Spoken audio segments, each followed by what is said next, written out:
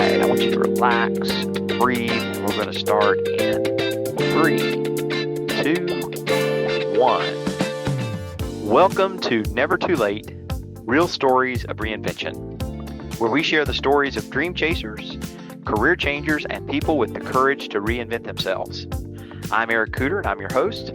Each episode, I'm going to sit down with someone who's taken a leap, discovered a new path, or found joy in the unexpected.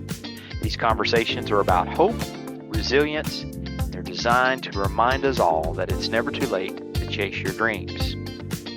So now that we got all that stuff behind us, this is episode 2, and I have the joy of actually sharing a conversation with one of my friends. Now, I've known her for about 10 years, I think. Maybe a Oh little my over 10 goodness. years. Has it been 10 years? Yeah, it is. It's 10 been years. for about 10 years, and her name is the Reverend Adrienne Hymes, and she is from the diocese I served in initially. Was ordained in the diocese where I served as well in 2018, and she served on the staff of the same bishop on whose staff I served on.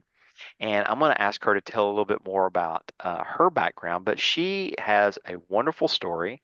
She's someone who did not start off in ministry like me, started off in another field, and then found ministry at a different time in her life, and but has reinvented herself and has is done some incredible things in ministry and did some incredible things before that. So I'm just excited to be able to share her story and just have a wonderful conversation with her. And welcome, my dear friend Adrienne. Thank you, Eric. I'm excited to be here. Yeah. This is It's, great. Let's see what my story has in it. well, you sent it to me. I don't know. This is your story to tell at this point. But hey, listen, thanks for being with me. It is a joy, and we've had some really good roads that have crossed a couple times, and part of the reason I want her on the podcast is we both had a part in each other's ministry, and she helped Mm, me grow, and hopefully I had a part in helping her begin her ministry and such. So, um, absolutely. Adrienne, Yes. take us back. Well, first off, do you mind sharing with the folks a little more detail about how you and I met 10 or so years ago? Oh, yes. Hmm. What you can Okay. share, what you can share. Okay, thank you. Well, first, thank you, Eric, for the invitation. This is a joy for me that we can be together after the 10 years, because I know when we met, I had come to the diocese in a very challenging time in my process for ordination. And throughout those years of the challenges, from my previous diocese to seminary to landing here in the Diocese of Southwest Florida, I had always had people who would say, "Oh, well, we know such and such, and we can help you and do this and do that," but nobody ever actually did anything. And so when you and I met I don't think it was Shoney, it was something else, but it was nice. We didn't have hamburgers, No. but we had a nice lunch, and you listened to me, and you listened like I had never heard anyone else listen. And you said to me, "Does the bishop know who you are?" I don't know if you remember that, I, but you I, did. I think I remember the conversation. I don't remember everything, but that sounds like something I would say. Yeah, you said that, and I said, "I don't think so." And you said, "Give me your information. Give me that," because I had documents with me. And you said, "I'm going to go talk to him right after this meeting, and then you will hear from him, and we will see what the next steps are."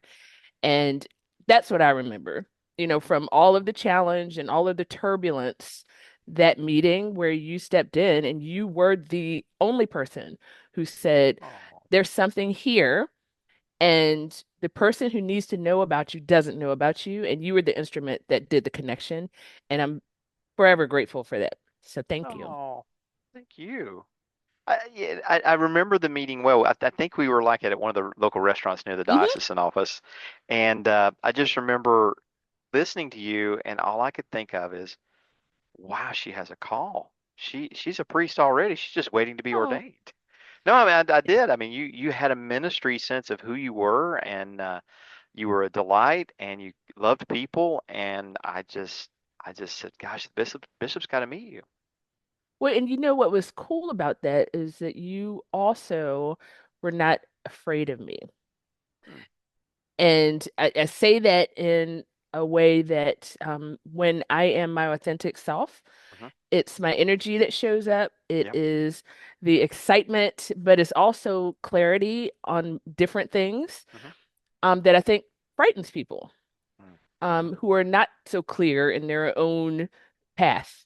Yeah. And that then causes people to stop you or try to stop you. But what I know is that no man can stop God's movement. That's right. So, That's so, right. you know, so that's what I know. That was one of the lessons I learned. You know, if God is calling you into something, nobody can stop that. It Hmm. it might not be on your time. It's never on your time, Right. but it won't be stopped. And so the time that I was held back in many different ways actually helped me to gain more clarity and more skills and more compassion and more, opportunities to grow and be nurtured by other people who know things that I didn't know at the time. Um, and I was uniquely equipped to do the ministry that I didn't even know I was called to yet. Right. Right. So, Isn't it interesting that it always seems like that it's through the adversities and not the the wonderful things that are happening that actually causes us to grow. yeah. I think even the things, well, we're taught not to label good or bad, Right, right, you right. know, but the things that we would, typically label the good soft places, Hmm. I think are really lily pads for us to breathe Oh, I like that. Yeah, to get ready for the next challenge. yeah. And so I like lily pads because I need to breathe. But sitting on the lily pad, I also know that there's another challenge that's about to come Hmm. and I need to, take a deep inhale. Hmm. And then whenever the time is for me to exhale, God will say so. Yeah, But, it's coming. yeah. You can't stay on the lily pad forever. No, at some point you gotta be brave enough to take a risk and take a leap, and do it. And you did. I mean, yeah, we connected, and then but you still had to show up and talk to the bishop. I mean, you still had Mhm. to. You couldn't just, oh yeah, he'll call me, and so you had to move forward. What can you kind of share with us after mine and your initial meeting? I'm trying to recall. I think I remember what kind of transpired after that. But could you share some of that? Do you have a sense of what happened after that? I don't recall. Yeah, I mean, well, n none of that is done overnight, Hmm. but compared to the experience that I had in my previous diocese, it felt like I felt like a racehorse that was stuck behind a broken gate after the gun has been shot. Ah, And I felt ah, like that for years and years and years. yeah, So you got this horse, it's like, okay, I can run, but right. why is my gate still broken and everybody else's gate is gone? I had seminary classmates who were already on their second calls by the time Wow. I was here. Right, So it definitely does something to, or did something to my spirit at the time. It didn't break me, right. um, but it definitely, um, affected my light. Um, but but I see it now, and I know that once I did have that conversation with the bishop, I sat with him, and because of all of the challenges that I had before, I really got in the meeting and thought, well, I don't have anything to lose, so I'm just going to tell him like it is. This is what happened. I didn't do this, I didn't do that. Here I am. Um, and this is why I'm here. And he asked me a couple of questions, and I remember just thinking, finally, somebody's asking me questions of substance, Right, questions right. that matter for the church. Yeah. I had not had questions that mattered before. Someone asked me in the process prior at a different place, so what kind of music do you listen to in your car? Uh, um, AC/DC? No, I'm kidding. I mean, seriously, how does that matter? Right. Um, yeah. So I got stuff like that. Yeah. And it is, as you can imagine, irritating when you show up. um, purposeful. Hmm. And, it really is your life. Your vacation is your life. Right. And I felt like people were playing with my life. Yeah. And that's not cool, especially with collars around their necks. Right. Right. We have a higher expectation of folks that are representing the church sometimes. Yeah. Yeah. So once I met with him, it felt like, I mean, he literally said, and I don't do sports well, but I know what this means. God bless Bishop Smith. Um, he looked at me and I told him, I'm ready to go. And he looked at me, he said, well, it's time for you to get off the bench. Oh, yep, that was him. Yep. I love it. And I said, awesome. So what does that mean? What what do you need me to do? So and and so I saw that as a bunch of different angels really being sent at the timing that worked well. So it Yeah. was you, it was Bishop, it was also my priest Mhm. at my church that I landed in, literally landed in when I got to Clearwater, when I did my Right. residency at the hospital. It was in walking distance from the hospital. And it was like the baby. I use this theological reflection of baby Moses. Hmm. And his mother hid him away in the basket. She said, "This is a fine baby. I'm gonna hide him away for 3 months Right. Right. to keep him from being killed." And my bishop in Los Angeles basically did the same thing for me.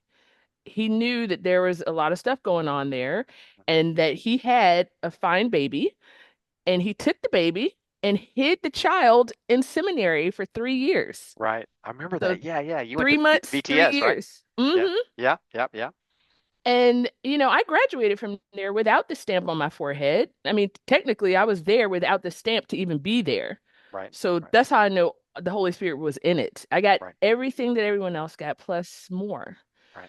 And so that little basket made its way after graduation down to this diocese, so that I could be trained for an additional year where my classmates, most of them graduated and went straight into jobs. Right. I had a whole year to breathe, lily Right. pad, Right. to breathe, get trained, learn a skill set that not every priest has Right. because you don't have time. Right. I had a whole year to do that. And the bonus was the church that I didn't know at the time that was going to take the baby out of the basket was in walking distance. They literally were like, "Where's this baby come from? We need to feed her because she looks hungry." And that priest said to me, because I said, eventually, I had a meeting with him, and I said, "Do you think this church might want to consider sponsoring me?" Hmm. Because, I didn't trust anybody when I got down here Sure. after what I'd Sure. gone through. I didn't Right. know. Right. And I'd never lived in Florida, had never had it on my radar screen. I'm an LA girl. So, you know, And we're going to talk about that too. I want to hear more about that. but we sat and we had a meeting, and because of what I'd gone through, I was trying to prove to him, I am who I say I am. I really do have these skills. And I really do believe God sent me here. And I'm doing all this crazy stuff. And he's sitting in his big rector's chair in the office. And I said, I can give you my resume, I can give you this, and I can give you that. And he said, I don't need any of that. He said, I will not participate in making you feel less than anything that you are. Oh, wow. And Wow. I'd never heard, he had heard, he picked up on all that. Yeah. Yeah. Yeah. I remember, oh gosh, Durning. Yeah. Yeah. Yeah. So both That, of you yeah. were my people. Yeah. Um, I remember him visiting me uh, in ministry at USF. And that was the first time that someone even talked to me about my finances because I had just gotten ordained. And he said, "Do you know about, X, Y, and Z? Are you saving your money?" Who cares if I'm Did saving my wait, money? wait a minute. He had the 403B conversation with you too? Yes. Oh my gosh. Now that's funny because Isn't that a blessing? we had the, oh my God. I can tell you how the blessing is, but not right now. I'll do that offline. But he got me on the right foot. I'm telling you. Yes. And And when, I have these moments of clarity and joy with all of you, Yeah, but one that I won't soon forget was when we were sitting together just talking, and he picked up on my lack of trust. He knew everything that was happening with the sure. other. And I just remember him stop talking and he looked at me and he said, Adrienne, we're not that diocese. Oh, He wow. was like, you can trust us. And he said, you're not Yep. there anymore. Yeah. And I was thinking, wow, is it that obvious that I'm not? I thought I was trusting, but he said, you can trust us. He said, we're not that. That is wow. Yeah, Eh, that was a eh, blessing to me. You know, both in ministry and just speaking for about my journey, similar to what yours, there's been times where if it hadn't have been for people that came alongside and mentored and coached me and just put their arms around me and said, "Hey, look, it's going to be okay. You can do this. I see things in you can't see in yourself." I I don't know where I would be. And I told somebody on the llast episode, I said, this is one of the things I hope this podcast becomes is a way that people can see that, you know, you know, we have to take the initiative to do things ourselves a lot of times. Ministry is a little different, um, but if we don't have people that can come alongside us, if we're not seeking those kind of guides and mentors and coaches like you and I've had, Hmm. or we've been for people, it's hard to move forward. But we've been blessed by people like Michael or others, the priests that you had, the priests that helped me when I was discerning a call. So yeah, Yeah, I've been very blessed, and as you know, a lot of the blessings that we have are um, more easily acknowledged in reflection. hmm hmm And I just, I've had a lot of time, particularly over the last 2 years, for some deep discernment and sure, some deep gratitude yep, and, reinventing yeah, because of that. reinvent, right, So, yeah. yeah. Yeah, and I think that's what I love about the tradition we come out of, the Episcopal Church, and we're a part of, and we're both ordained in. I'm retired, but still serving in some way or wanting to serve in some way. But we don't just discern in our own heads. Hmm. What we haven't talked about is a lot of folks maybe listening don't realize that the Episcopal Church and a lot of mainline denominations like us to be ordained, you don't just show up and say, "I want to be a priest." Oh, great! So here, sign the dotted line. Here, we're sending you to seminary. It's That was not me. I tell that you was what. that was not I was me. like, no, thank you. No, and it's like you're in community, so you discern with your local church, and then they affirm your call, and then you discern with what's called a commission on ministry, which are clergy and lay people in the diocese, and they listen to your story, and they hopefully affirm your call, and then the standing committee, which is another committee of the diocese that listens to your call, and they affirm, and then eventually the bishop affirms your call or does not, and eventually what happens is through all this, you're then sent off for 3 years to get a master's degree. Then you come back, and then you're finally ordained a deacon. 6 months later, hopefully, you're ordained a priest. And then you have to work in a church and discern some more, and so and I'm still discerning, and I Mhm. assume you are too. Yeah. Discernment is holy listening. It's that time of being with others to hear what God's calling us to do. And I'm so glad you said all of that for the people who are listening because I absolutely was running away from this call for years. hmm And I had the ears, God gave me the ears to hear when I needed to hear Yeah. from the people in my congregation.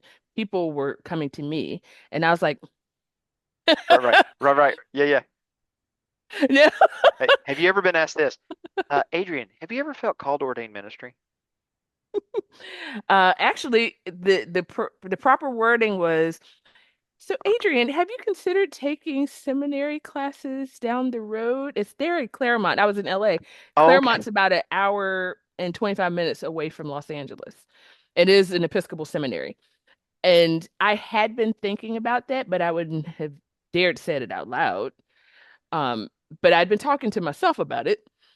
And there was a gentleman who was our verger, married to a priest. And And a I, verger is a what now? And because we're using that Episcopal language, a lot oh, of I'm our sorry. listeners, what is a verger? So this person has this cool stick, and they guide the procession down the aisle, and Gotcha. they basically guide, with the movement and flow of the liturgy. There you go. Because a lot of So folks on here I don't. keep forgetting that this is not all church talk. Yeah, we talk about sextons and vergers, and these are not bad words, y'all. This is old English stuff. Now, wait till we talk about the narthex. No, we're not going to talk about any of that stuff. But But so yeah, I got to church early, and I was by myself in the front pew, ah, just sitting there. He was there early because that's what he did. He had been there for years and years. And by that point, I'd been at that church for about 7 or 8 years, maybe 10, serving in different ways.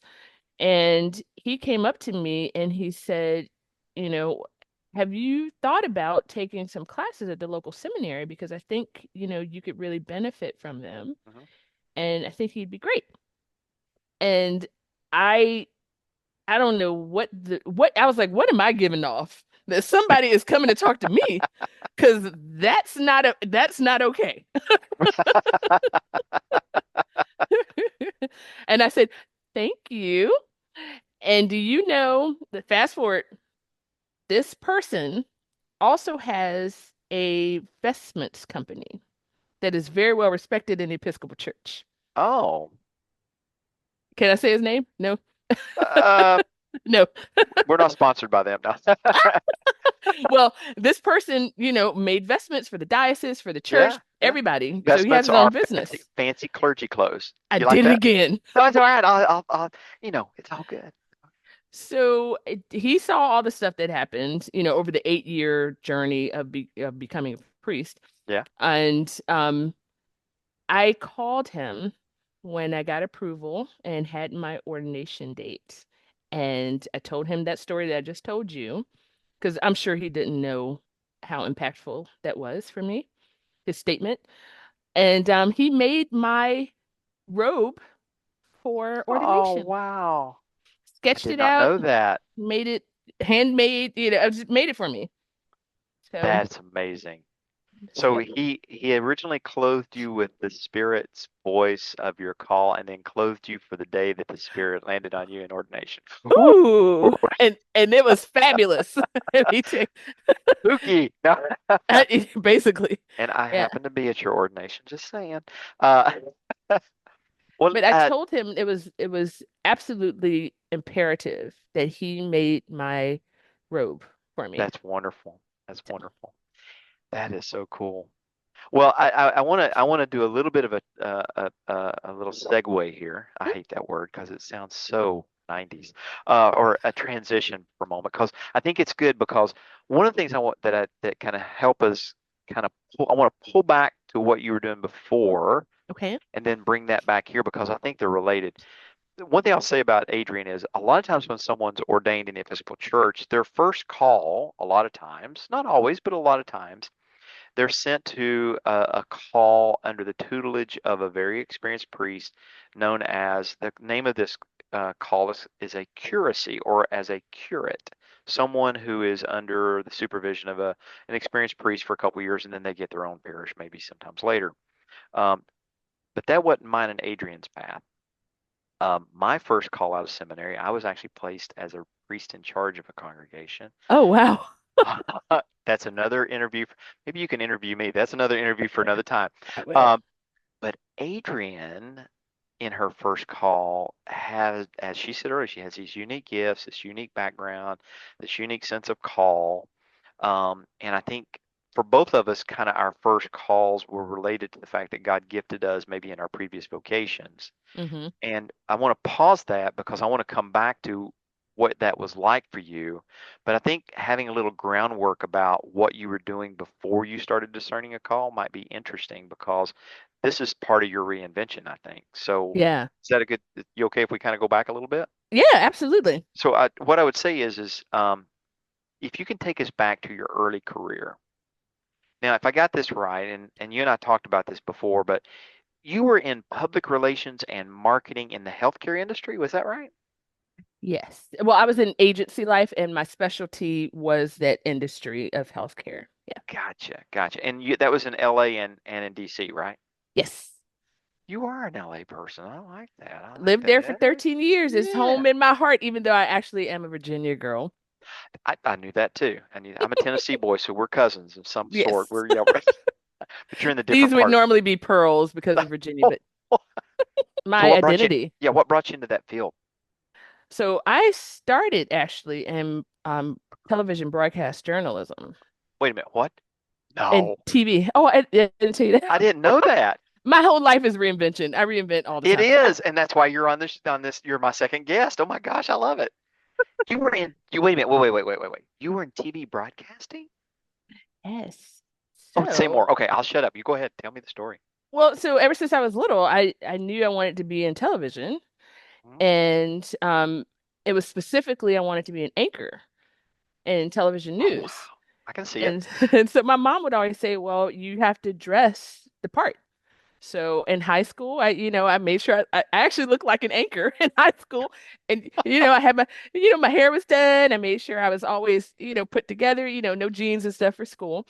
Right? And, so I became that at an early age and I already knew, how am I going to get there? Well, you obviously going to college and at the University of Virginia, they did not have a broadcasting program. Huh? They had what's called rhetoric and communications. And I had to create my own training, which is what I still do. There's stuff that That doesn't doesn't exist, and I make my own stuff.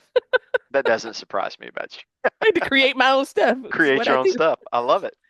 And so, my mom said, she says, "Oh, great, so you're gonna get a BA and BS." lo- I love it. I I love it. said, "That's about right. That works in every industry." So you were being trained to be a priest from the beginning. No, I'm kidding. I thought you were talking about the skill set, Oh, oh, talking and oh, yes, oh, no, but we're just being ourselves. yeah. I mean, so knowing that I worked on the degree, but I said, okay, so how am I going to get these actual practical skills? Sure, sure. So we had a student run radio station. So I, auditioned and I became a DJ. Did Did you? that. Oh, wait a minute. Wait, you were a You DJ. too? Yes. Oh my, oh, I've always wanted to be one though. That would have been so much fun. Yeah, it was cool. So, you get your homework done and sometimes I'd have a 10 o'clock shift, 10 to 1 a.m. Yeah, or, 1 a.m. to 3 and then walk home or whatever. And so I could put that on my resume. yeah.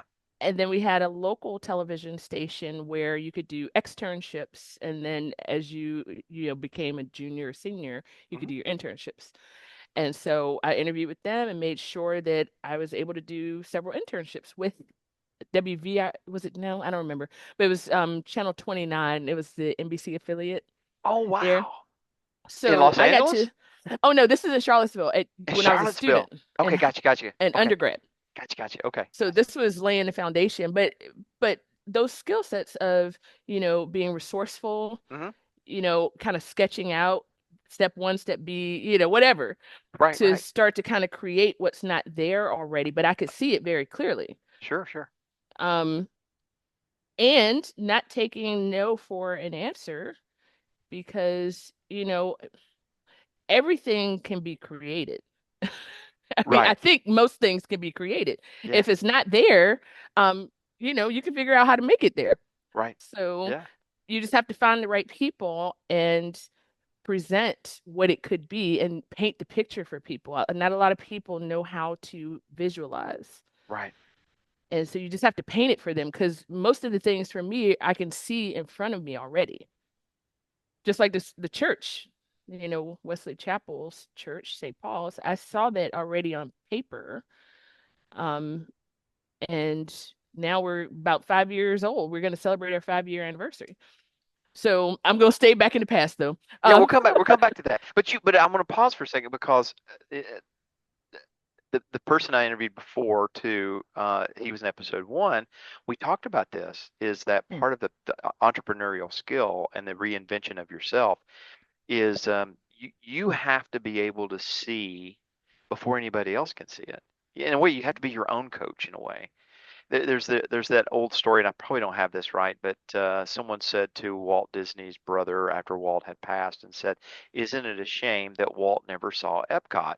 And his brother, I think it was his brother, maybe you can correct me if I'm wrong, he said Walt saw Epcot before anyone else did, or maybe it was Disney World. So I think that's part of what people who, and not just people who you don't have to necessarily have that skill, but yeah, I think it's helpful sometimes, right? To be able to kind of see, you have to see, you have to begin with the end in mind. Hmm. And then But work anyway, backwards. and then work backwards, right? Well, you even just using the word entrepreneur. Um, they don't teach that in seminary. No, They don't teach, advertising public relations. Teach how to, they don't teach strategic planning, no. Or how to read a balance sheet. how to read a balance sheet. The things that we came into ministry with, um, it was already a part of our backpacks. Right. And that gave us an advantage to do very different ministries, I Mhm. think. Yep. Um, you know, I I now look back because, like I said, I've been doing some pretty deep discernment over the last 2 years, and I have always been an entrepreneur. Hmm. Um, I spent all of my summers with my grandparents, and I always knew how to make money. I feel really sorry for all their friends because they knew when they came over, I had my little shop set up. My granddaddy and I, we'd go fishing and I would collect the shells and I would paint them or create Oh my gosh. ashtrays or whatever. I would package them up. I'd love making receipts, and it was little A's shop. And I set that out and I sold things and I made money over the summer. Oh, I love. And so I've always done that. I had my first, I crochet and sew as well. So I'm just very creative naturally with my hands, Sure, especially. sure. I make stuff. Um, I taught myself how to crochet, and I'm a self-taught seamstress. So Wow. I made my first collector dolls when I was 9 years old. Oh my gosh. And my grandma saw me making them, and she worked at Norfolk State University. And I would stay up all night because I didn't need to sleep, and I'd make maybe 3 dolls a night, crocheted. And she would take them and sell them on the campus of Norfolk State University where she worked. Oh my And she'd gosh. come home and bring me money.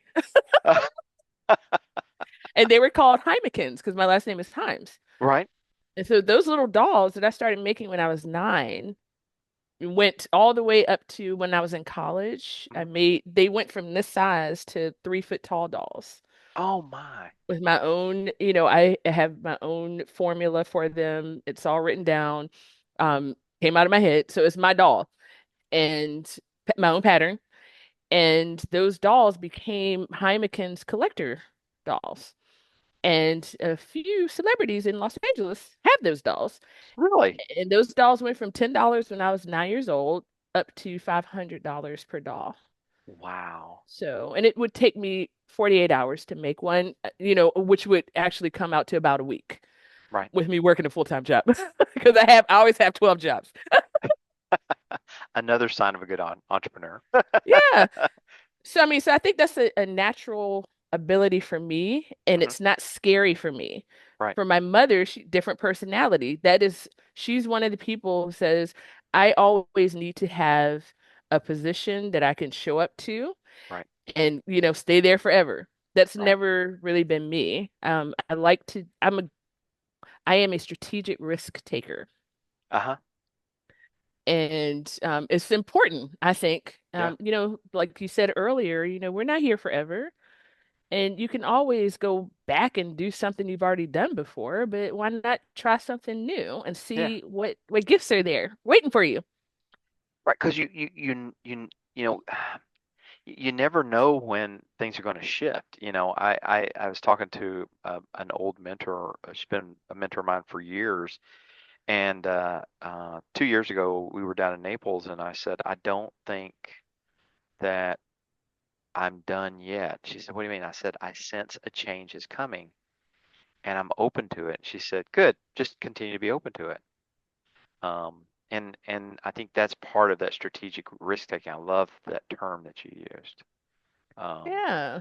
I, And, I, want to go ahead, go ahead. I'm But sorry. I want to go back to your Mhm. time in Los Angeles, but I didn't want to interrupt you. You had something you were gonna. Oh, I was just gonna say, part of that for me is you heard me mention my mom several times.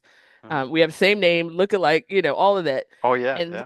so I remember, when you talk about core memories and things that I know spurred me to do different things. Hmm. My mother, when we went shopping, her priority was to make sure that we were okay, my sister and myself, Right. that we were fine and we looked good for school and we're well taken care of. And she always put herself on the back burner. And so I remember her MO was she'd find something when we were shopping and it would be one item there and she loved it. And she'd always say, "Oh, you know what? I'm going to sleep on this and then I'll put it back. And if it's here tomorrow, I'll get it." Well, you can imagine what happened more often than not. Right. We'd come back, it was gone. And so my impulse is always to say, I'm grabbing everything I want right now. And tomorrow, if I don't want it, I'll take it back. Well, both approaches work in some way at some level, right? Right. Right. Yeah, but I mean, I think that that's what I use in the way that I engage new adventures. Right. Let me go ahead and jump in. And if tomorrow it doesn't feel right, fine, I'll take it back.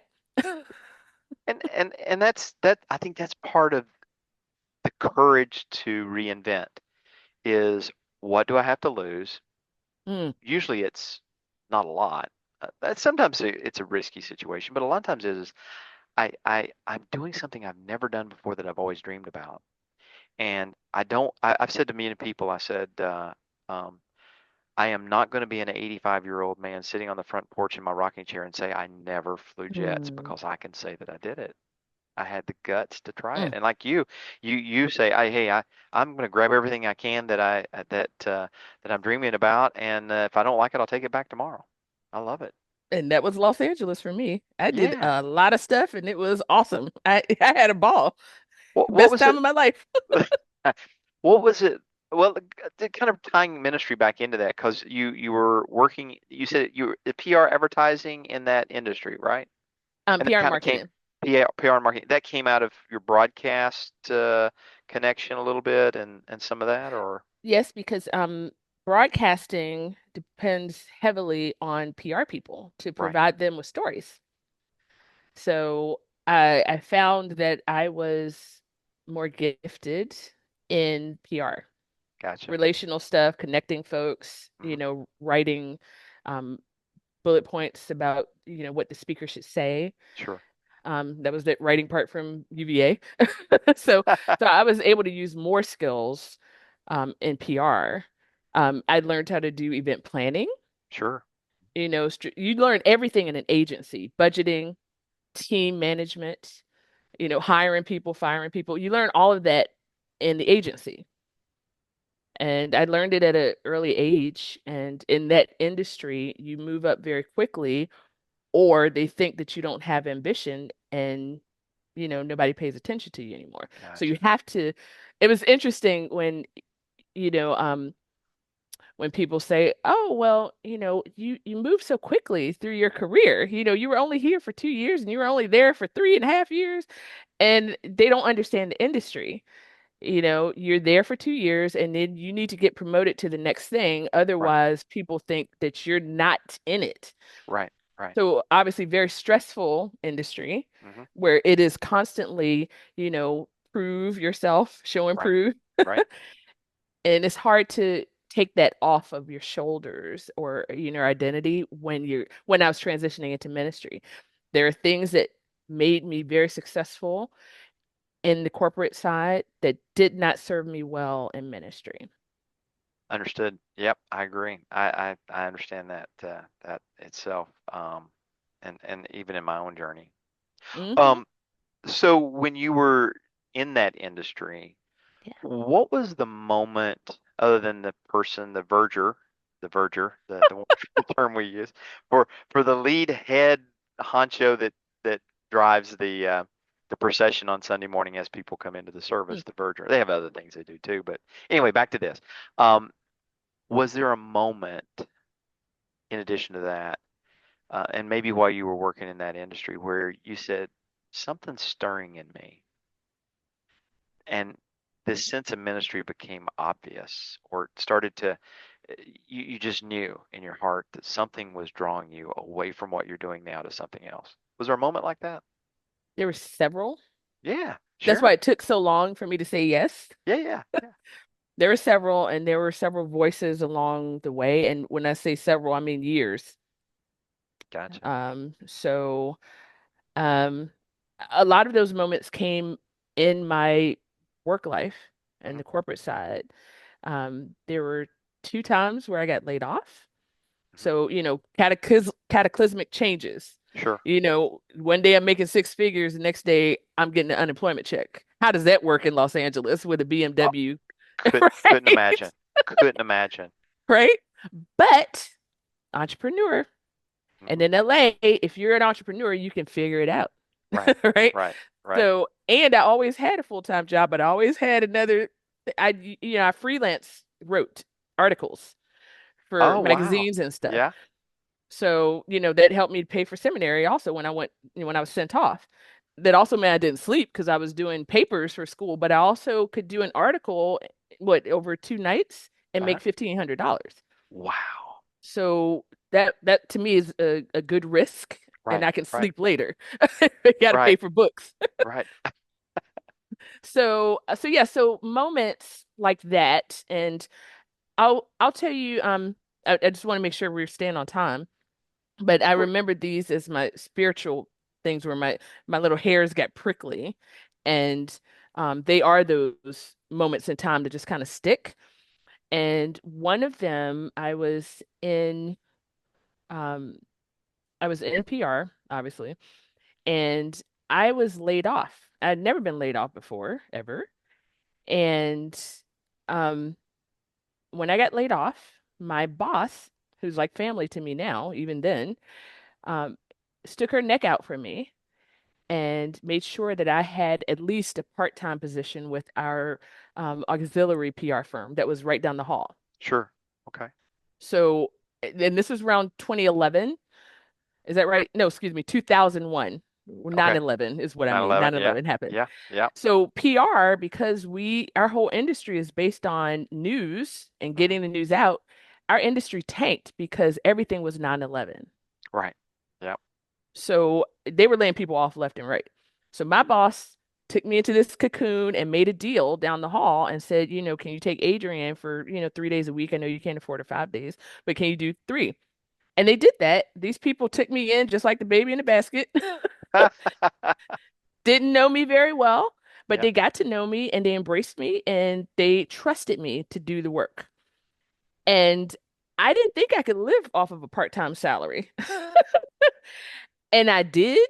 And I there was an admin who was at the old firm down the hall. Mhm. We were friends. And if you know anything about corporate stuff, often people don't talk to administrators Right. if they're executives. Right. And I talk Yep. to everybody. So we're family now. But she knew about me and she snuck over to my office and she sat down and she had this clip of a piece of newspaper and put it on my desk and did this. That's you. And I said, what? So I look at it, it didn't have, a business name, it didn't have anything. It could have been a Uh-huh. slaughterhouse for all I know. Right. But it said, meet here at this time, come dressed to impress. And, we need good speakers and presenters. Well, I went to LA to be Oprah, so I'm like, I can do this. I was gonna have my full-time career and then do Right. acting on the side and all this stuff. Oh And yeah. I was doing all that. I was a stand-up comedian for a while. And so all of that I see stuff, all these things lining up to be a priest. I love it. right? All of it lined up. It did. It did. And so she knew that I was doing that. I'd have my, suit on for the daytime and then I'd change into my clothes to do stand-up at night. It was fine. Or do a play or something. And so she said, Adrienne, you have to go to this. And I called the number and it still didn't tell me anything. But I went because she spoke to me in such a way that I was like, I gotta go. So I went and it turns out, you remember, Eric, I'm a seamstress. So I used to make all of my Uh-huh. clothes. Yes. Yes. And I never wanted to be a fashion designer, but I could make stuff and I look like a fashion designer. So so I show up to this place and it is the Fashion Institute of Design and Merchandising. Oh my goodness. FITM, like FIT in New York. Yeah. This Oh is the yeah. version here in LA. So I show up, there are like maybe 200 women there, all dressed to the nines, heels and everything. And the women come up, about three of them, the executives, I didn't know who they were. And they said, everyone, thanks for coming. We just need you to stand up, introduce yourself, and tell us, what you like about fashion. Wow. And, 15 seconds or less. And people went and did their things. I stood up, I did my thing, and I sat down. And then at the end, they said, okay, well, it'll be about 2 weeks before we can get to people and let you know if we've chosen a speaker. They wanted speakers for their speakers bureau Oh for my high schools, goodness. Oh my goodness. for high schools.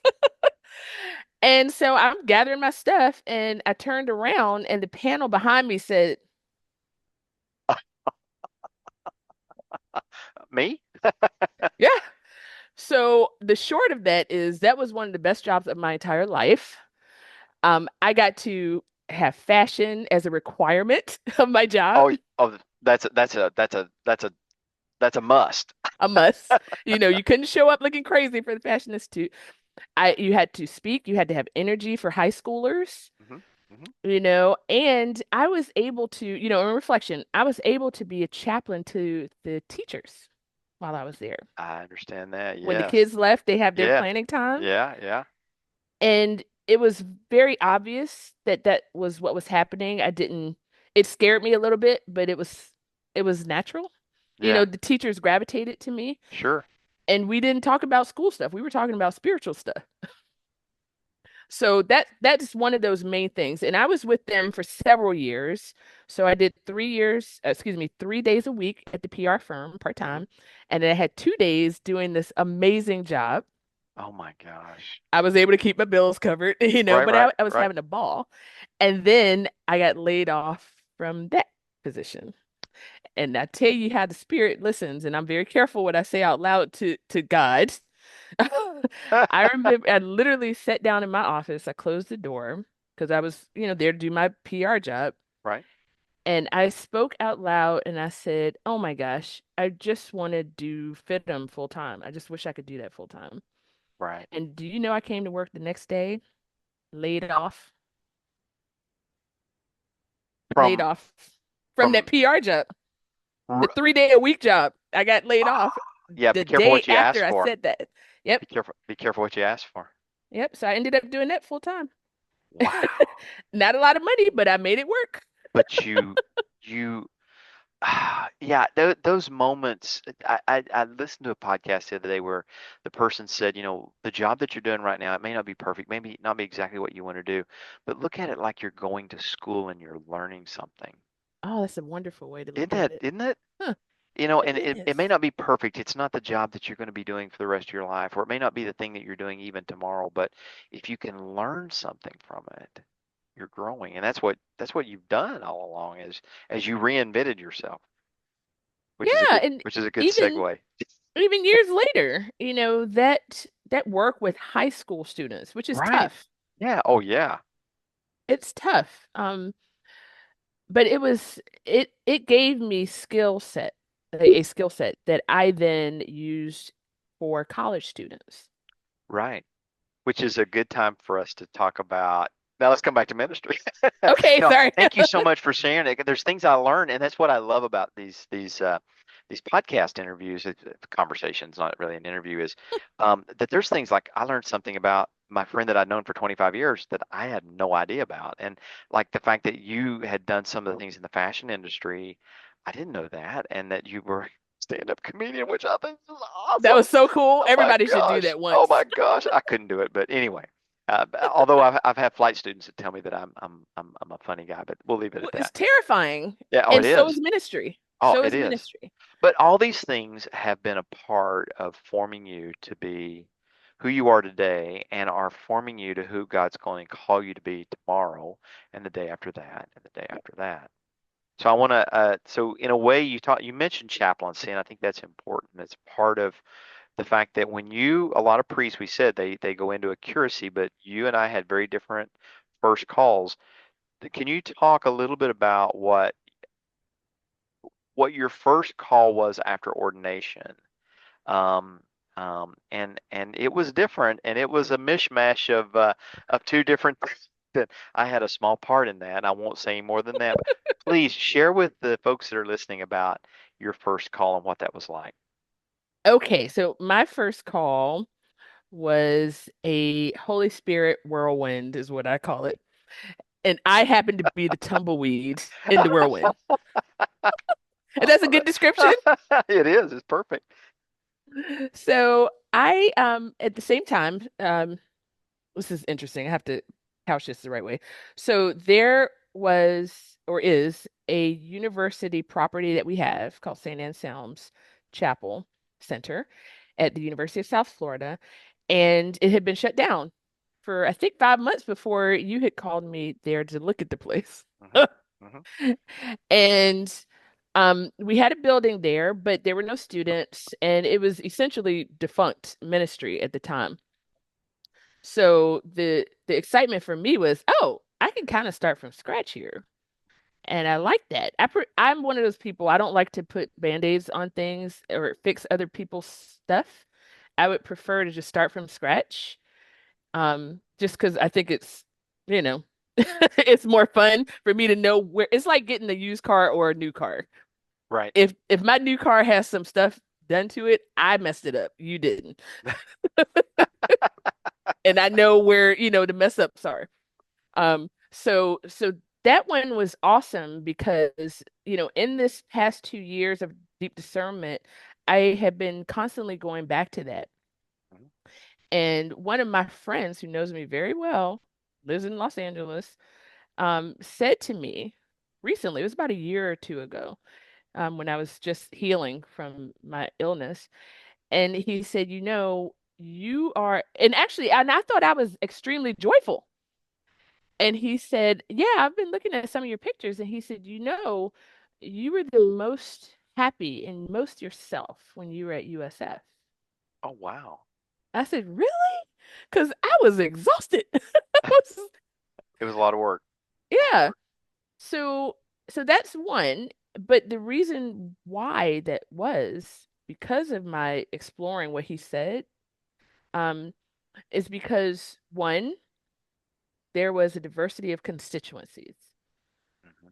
So it was students, it was faculty, it was staff, it was the police department, you Right. know, Right. it was the counseling center. I got to be everywhere and do different things at different times, all at the same time. So just to add, USF is the University of South Florida. It's a very large college in Tampa, correct? It's part of the state Mhm. college system. Is it? I want to think it's like 25 or 30,000 students or That's something. a lot of people, yeah, It's a tons. lot of It's people. Yeah, yeah. huge. And you were the chaplain for our chapel center at USF. And tell Yes. me a little bit. You mentioned there's all these constituencies. Kind of connect that a little bit for folks. What was that like? And what were you doing when you were bringing all these folks into this type of community connection? I was making friends. Make it. It's like somebody we follow did, right? Hmm. What was his name? Yeah, No, that one. it, That it one. it really That one. was making friends. And, I kind of go back to there are things that seminary can teach you, and there are some things that seminary cannot. There are some Right. things that God has gifted you with that are very natural. For me to be able to go on a campus that I'd never been to before Hmm. and walk the pathway and say, oh, there's a place I need to go talk to somebody and go up to the desk and say, hey, this is who I am. Is there somebody I can take to lunch, talk to, find out how I can support you in your goal of student success? How can we work together Wow. to do that? And I didn't, that wasn't my genius. Wow. I did research to find out their wording. Student success is their wording.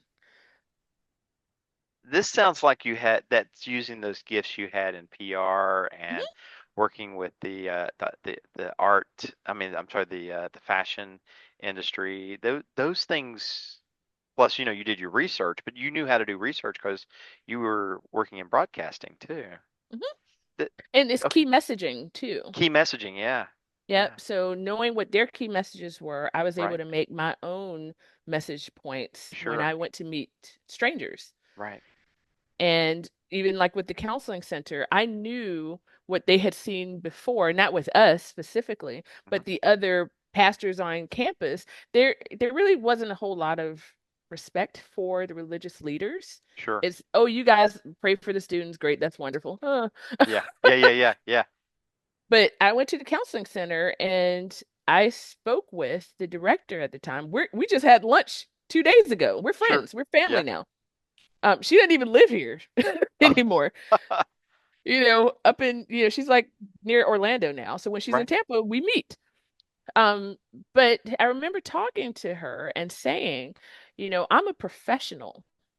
I have a collar in my neck. Let me tell you what the Episcopal Church is about. And I have skills, I have education, and Right. I can help you. We can Right. work together. And I told her about CPE, and she heard me say that, and she goes, Clinical pastoral education. yes, thank you. Sorry. I appreciate it. Look, I got to do the same thing when I got pilots on here. I have to talk about the acronyms and aviations. I Clinical appreciate pastoral. it. Yeah. And I knew that that would make her eyebrows go up, Hmm. Hmm. and they did. And from there, I'd say the counseling center became, and the police department became my lifelines on campus. They helped me to grow and nurture my own gifts, particularly in chaplaincy. They trusted me so much that they would invite me to run, like come and teach our counselors about the spiritual challenges of students on college campuses Sure. and grief and loss and all of Yeah. that stuff that I kind of enjoy talking about. I know it's kind of weird, but it's the thing. And so I got to do CE courses for them, continuing education Right. for them. Wow. Um, One of the counselors invited me, and she was Episcopalian, by the way. She invited me to do her grief sessions with her students, Right. and I Wow. was allowed to wear my collar, which is crazy, right? Right. So, Right. so it was neat that, they allowed me to be a partner with them, and it was really wonderful. And we're still, in touch. They actually helped me with my Lenten series last year, 2024. And So, that's a yeah. seasonal time in the church where we're preparing for Easter, and it's a time of reflection and self-evaluation, and Hmm. so that's something you'll see in the Episcopal Church quite often is a church or clergy that will be offering those kind of series as we're reflecting on preparing for Easter. So here's the thing I'm hearing, and tell me if I'm wrong, and I think this is how you've approached, or at least from an observer, is that the traditional way of doing campus ministry looks a lot like I'm going to pray with the kids. I'm going to have a little food. We're going to do this, and then we're going to have like gifts, and we're going to go on a trip, and And a I'm whole just lot going to of fun. and a whole Lots lot of of fun, and fun. I'm going to be your big brother or big sister while you're in college trying to transition. But what you did, and tell me if I'm wrong, is you said uh, I'm I'm supposed to be a priest to everyone, whether they're religious or not. Hmm. There's things that I can do from a spiritual standpoint by my gifts and my training that I can actually change the nature. I can bring, forgive me for those who aren't of people of faith, but I'm going to bring the kingdom of heaven present amongst these folks, whether they know it or even want it or even know it's there. Am I No, wrong? that's right. That is right. And you did that. You did that. I am very grateful for that experience. Yeah. Um, so yeah, I definitely grew. I know that I overfunctioned a lot. Just because when you're having fun, it's hard not to. Right, right, Um, but then, of course, the second part of that is at the same time, I was charged with starting a church here in Wesley Chapel, Florida, about 17 miles north of that university, right, where we didn't have a building. There was nobody. I didn't know anybody up here. I didn't even live up here. right. So So that, let me pause you for a second. So not only was she doing all this work of being on campus at the University of South Florida as a chaplain, Adrienne started, she was what we call a church planter from scratch, folks. Scratch. No church that comes out and says, "Oh, we're going to provide people and money and stuff." The diocese did. The diocese helped, but Thank you. not people. But Adrian started a congregation from scratch. Talk to us a little bit about that. Hey, And we got plenty of time. Don't worry about time. But okay. talk a little bit about that. What that was like for you. How you got the energy and the to keep that going. And then how did you build this community that is? And tell us about what's going on with the church now. So go.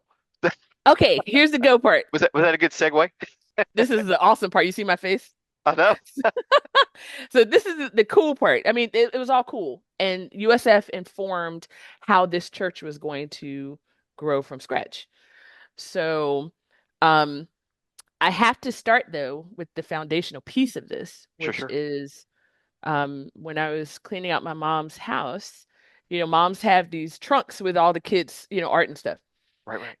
I grabbed my kindergarten report card, and the report card said, um, Adrienne's a joy. And I said, thank you, lady. And the second part was, Adrienne is the most happy when she is allowed to create. I'm Mm, the same kid. yeah. And that stuck with me. And that has been, I read that as part of my ongoing discernment. Whatever I do in ministry now has to have a component of creativity. Right. Yeah. So that's just, essential.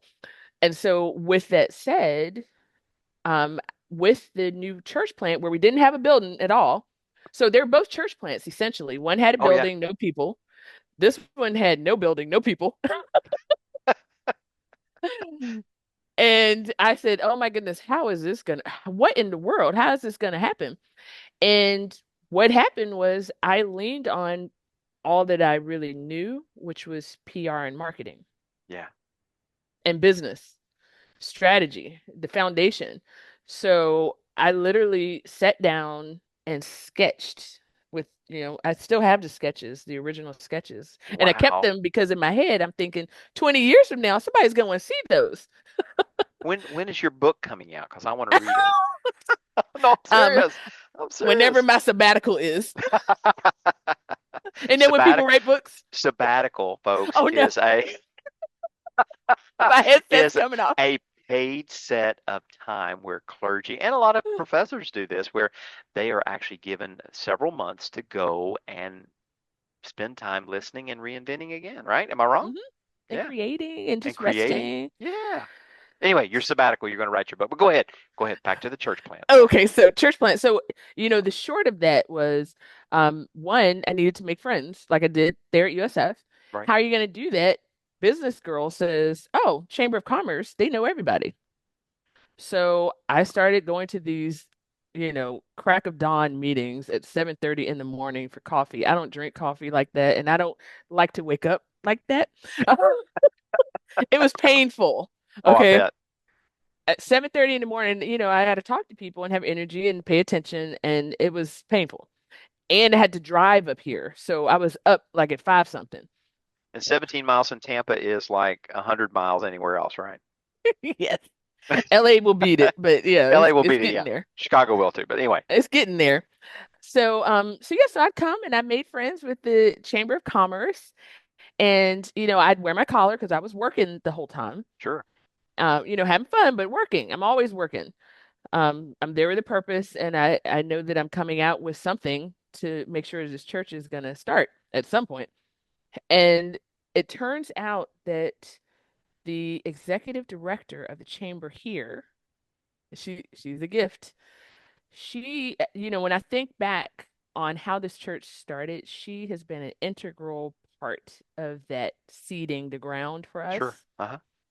Uh-huh. And what I knew from PR is, when I had speakers, celebrity speakers or, executive speakers, I booked their appointments for them, their interviews. I booked them. And it was called While You're There interviews. Oh, So, if they were there on a conference, I'd say, hey, I booked you a radio show down the street tomorrow since you're there. Right. love And it. Love so it. Yeah.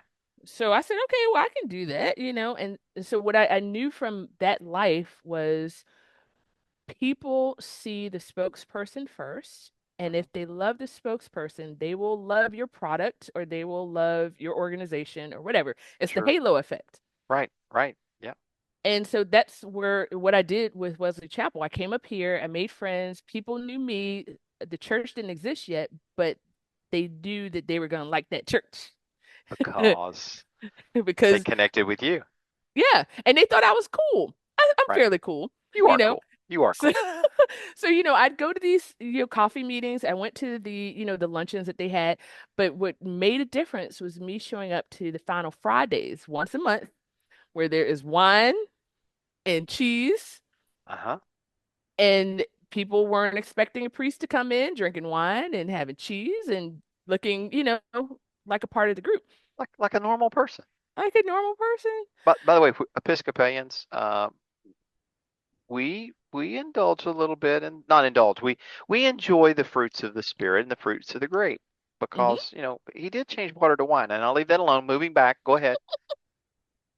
Well, I tell you, over time, what had happened was I became their unofficial chaplain for the Chamber of Commerce. Ah, chaplaincy comes back. Comes back. So their new offices, the executive director said, "Oh, can you please bless the offices?" Because we were Oh, friends. yeah. There were other, pastors in the Chamber of Commerce, Sure, sure. but we're buddies. And she was like, "Oh, can you come and do this for us?" So she still talks about that. She wants me to come and do their new offices again. And I remember Wow. telling her, I can't do that yet because I'm not yet ordained. But she says, well, we will wait until you're ordained for our ribbon cutting. Wow. That's Yeah. amazing. Yep. So So she you said, so mhm. wait a minute. I'd forgotten about that part. You were still in your final phases of discernment, right? Yep, I Or the wasn't a priest yet. process. So all this Wow. was happening when I wasn't ordained yet. I mean, I think I was a You were deacon deacon. at You that were deacon. point. Yeah, yeah, yeah, yeah. So in But Episcopal Church, USF, I wasn't. I had a stripe there. I'm with you. I'm with you. Yeah. So, Wow. so that happened, and I started to notice, oh wow, there's a shift happening. Hmm. Just like when I was in the hospital, it takes about 3 to 4 months for doctors and nurses to recognize the chaplain as someone that they can use, not just for the patients Sure. and the family. Right. And that was one of my passions too. I wanted to always make sure that the workplace people knew that I was there for them too, Right. Right. because I was a corporate person and Right. the church is nowhere there. So, Right. so that's always been my thing to take care of the people who are working. Um, and then with the chamber, they have their annual awards. So the executive director would say, "Hey, can you come and do the invocation for this?" She got me a connection to do the same thing for the mayor's ball, for her Right. the inauguration ball. So she Wow. made these contacts for me so that I could be elevated and visible. Right. And every time my name was there and the Diocese of Southwest Florida was there, Episcopal Church was there, and I made sure that that happened. So it's branding, it's visibility, and it's connecting the dots for something that was to come but had not yet been made manifest. Wow. And that worked well Yeah. because we did several of those things. And then one final Friday, I showed up. And by that point, Chamber of Commerce has a lot of real estate people because Wesley Chapel is just new houses. Right. So a lot of ladies who love nice purses and lipstick and, my people. Back to the fashion industry. Coming back forward again. Go ahead. Exactly. Go So ahead. I walk in late, on Final Friday with my collar on. And I don't know what I was looking for, but I was late. And the executive director stands up from a table in the back. She goes, "Oh, Mother Adrienne, come sit with us." This is after I was ordained, obviously. You were called up to a higher place in the diner or in the Yes. dinner. That sounds biblical. Go ahead. Go ahead.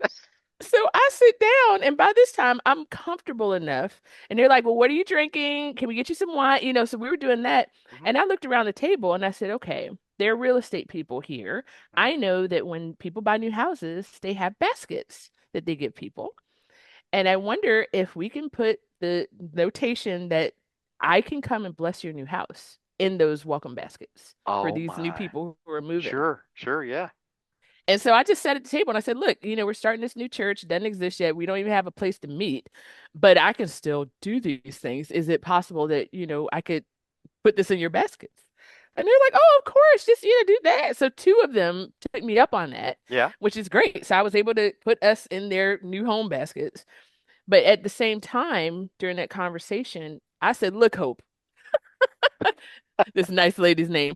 I said, look, I mean, literally, I had to call her on it and I wasn't like this. I was like, look, girl, this is what we need. We don't have any money.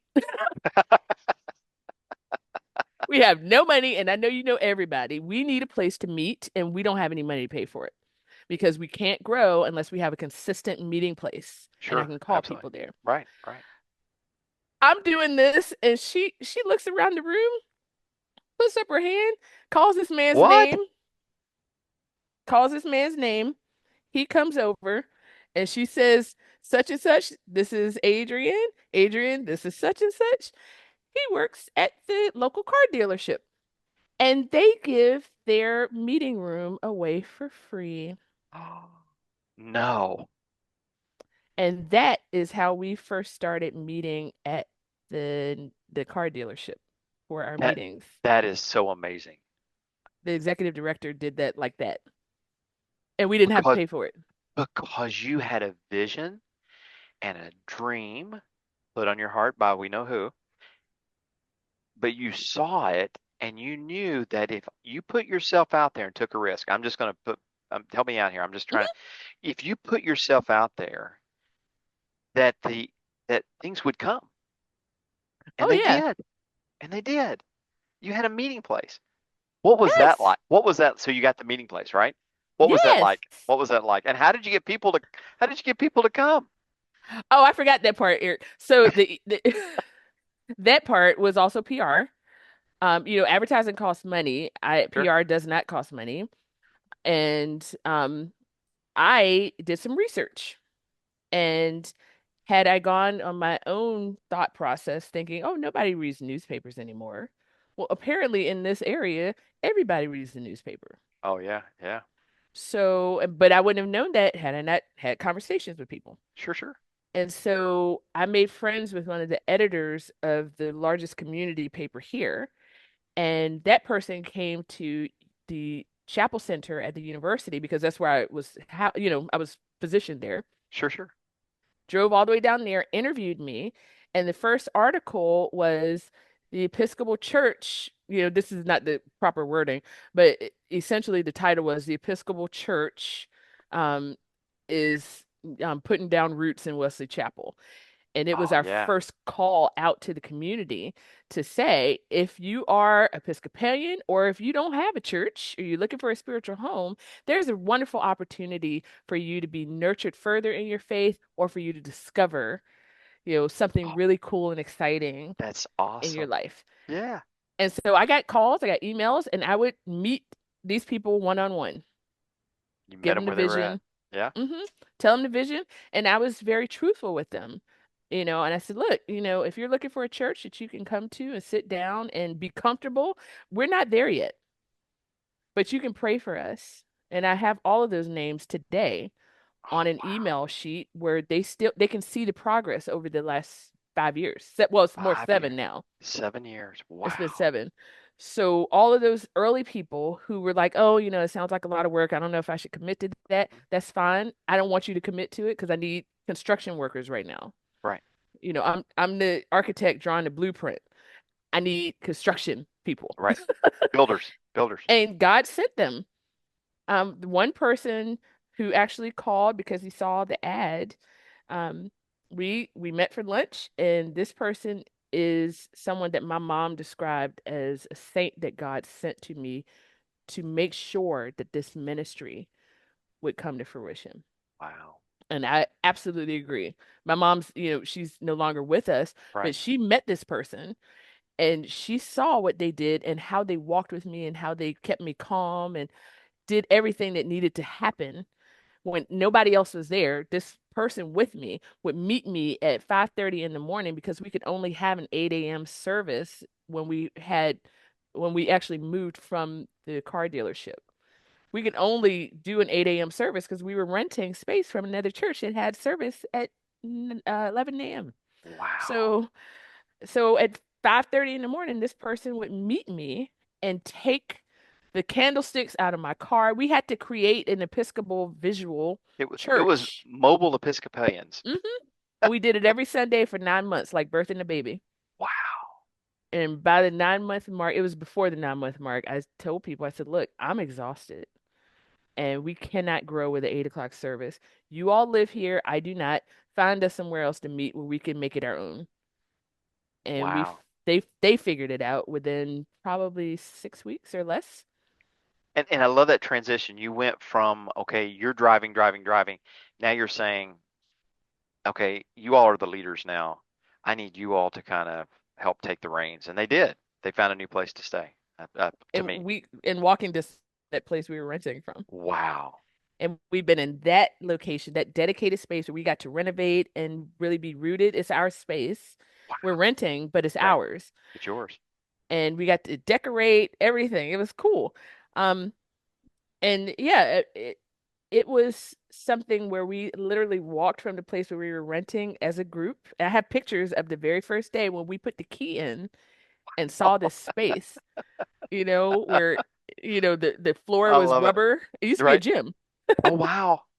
Well, now So I still think that the church is a gymnasium in a sense that we're spiritual. being trained, physically, mentally, emotionally, spiritually to go out and witness.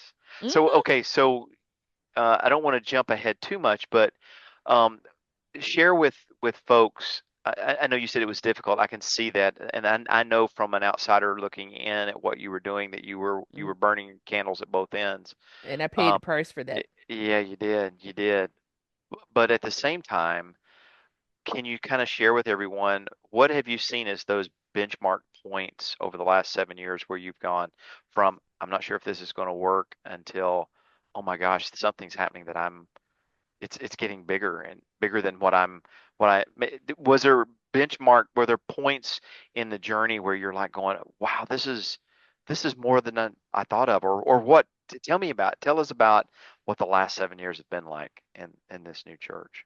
And when we say the church, we're not talking about a building, we Episcopalians. We're talking about the community of God's people gathered together to break bread and grow and pray and go out into the world and be Christ's hand and feet to others. We get a little religious there. Sorry for Oh, those absolutely. who listeners For don't. us. Yeah, for us, it's all good, right? So share a little bit about that, if you would. Well, I don't think I had points of I'm not sure if this is gonna work. Um, I don't think that happened. I remember somebody asking me fairly recently, maybe a couple years ago or Mhm. something. They said, "Well, did you ever think that, you know, this wouldn't happen?" And I said, "Well, no," which I know kind of sounds arrogant. Um, but I think you need a little bit of that for certain challenges. Mhm. You have to believe that it will work. And there are going to be detours. Your plan has to be able to sway. Mhm. It can't be rigid. You got to change in the moment, and you got to be nimble, and that's the fun part for me. I Right. mean, for other people, different personalities, that is terrifying. Sure. Yeah. But I like it. I like not knowing what's going to happen tomorrow. Yeah. I thrive in chaos because I feel like I can touch pieces that are moving Mhm. and kind of pull them down, like, in the Matrix, how they Right. Right. were, Yeah. you Yeah. can touch the pieces and start to kind of pull them together into places where they naturally fit, where if they're left to their own devices, they will never fit. So Yeah. it's like you're the conductor pulling the pieces together and saying, I think this will work. And if it doesn't work, well, let me take this Lego piece off and see if this one will work. Right. That's kind of how my mind works. So so I've always had faith that God called me to this, Mhm. and he wouldn't have if he was going to bring me that far to risk fall on my face, Wow. and for all Yeah. of us to fall on our faces, all of the energy and their trust Yeah. that they placed in me. They didn't know me from a can of paint. Right. These people, a lot of these, they never met me before. And then you handed them a can of paint and a brush and said, "Let's go. Let's do this thing." Let's do this. Right. So I think that's huge. They trusted that I believed Hmm. that God was doing something and we needed to walk forward, Sure. even when there wasn't any terror below us, figuratively and literally. Right. You know, we didn't have anything. So was there a time? What were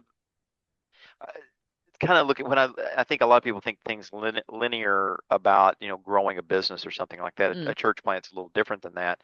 But at what point uh, can you kind of share? Okay, in year two, this kind of happened, and we kind of knew this was kind of in year three. What are some of those transition moments that you had over the last few years? The main one was people started to come because they heard about us. Oh, There was okay. word of mouth happening. Yeah, yeah, okay. Um, and it was interesting because I had expected, I don't know why, I just expected that the people who God would send would be the people who were the nuns, NONESs, Yeah. kind of seeking some kind of spiritual home. Mhm. But the people that were showing up were Episcopalians who were living in the area who didn't have a church home and didn't think that they needed to find one. Gotcha. They Okay. saw the ads in the papers and all that stuff, and they called and discovered. So that was a shock to me that, for a traditional Episcopal church, which was the vision, Right. for liturgy, Right. that Episcopalians were actually being drawn to the church. So I think the one of the biggest things was I saw people. Remember, I started with not 12 people, like four, Right. Right. and one of them was a diocesan staff member, right? Right. So so to see that start, um, and then now be in a pulpit where we have a faith community, Sure. it brings tears to my eyes often because the congregation doesn't have the perspective that I have. I'm looking at them when we used to have maybe 10 people. Sure. We have on an average Sunday 47 people. Wow. And we seat 75, but we're almost back to we're back to our pre-COVID numbers now. Mhm.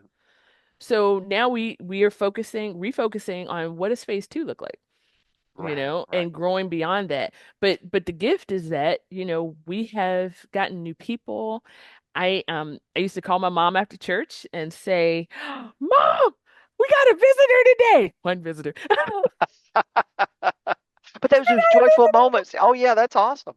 Yeah. And she would say, and this is how I do ministry, it's not a blanket thing. Um, she would say, well, and she wouldn't get, she would say, well, Adrienne, that's how you do it, one by one. One by one. Yeah. And I do that. So when visitors come, I make sure I get their information. I talk to them. And, if they take me up on my offer to go have lunch or tea, similar to what you did for me, Yeah. we talk and they get to know me.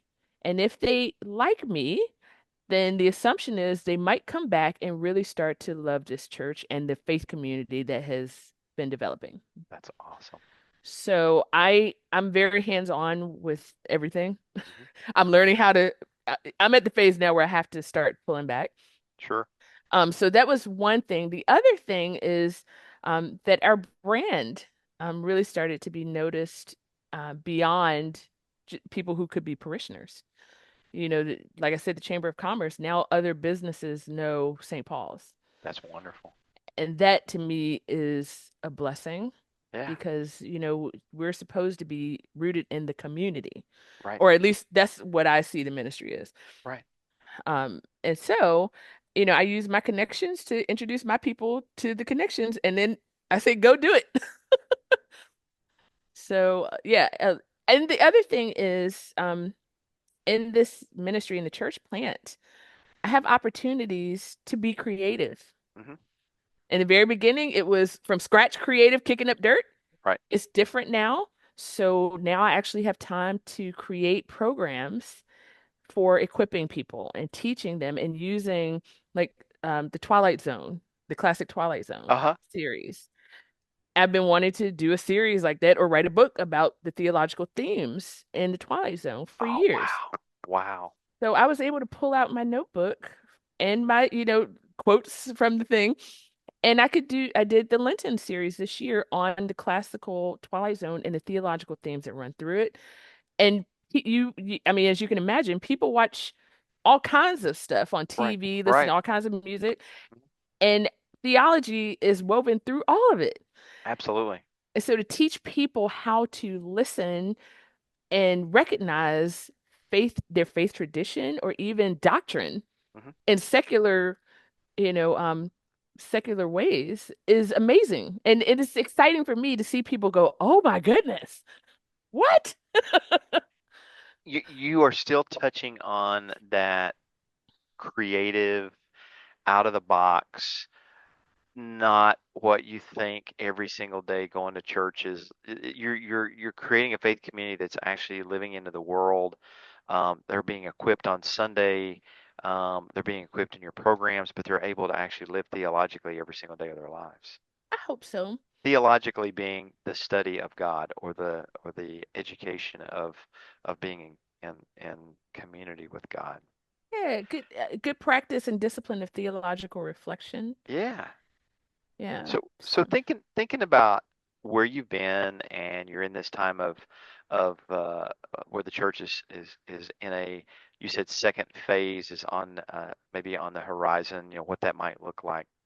And I think you may have mentioned this, but it sounds like what you're saying is what's given you the most joy in this season is to continue to be creative, to think of new ways to help people grow, mhm. and to be for other people what people like the verger, that Episcopal word again, or our dear mutual friend Michael, or maybe even somebody like me, who actually was able to guide you in your journey. You're doing the same thing. You're being a coach and a mentor and a Prayerfully, guide. Yeah, I hope yeah. that is the case. I still have some students who were like my babies when I was there. Hmm. They're adults now, and you know, I still get texts from them, which makes my heart, full. Um, I'm looking forward to having somebody call and say, "I'm getting married. Can we fly you there?" I mean, that's gonna happen. The babies, they're my babies. Yeah, absolutely. And some are still local, and they come to St. Paul's because they knew what they've watched the whole thing. Sure.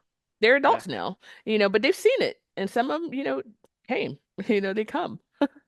So, You have had such an amazing journey. And that's one of the reasons I invited you to be on here. One, not only because you're just an awesome friend, but you have just had this thank you. amazing journey.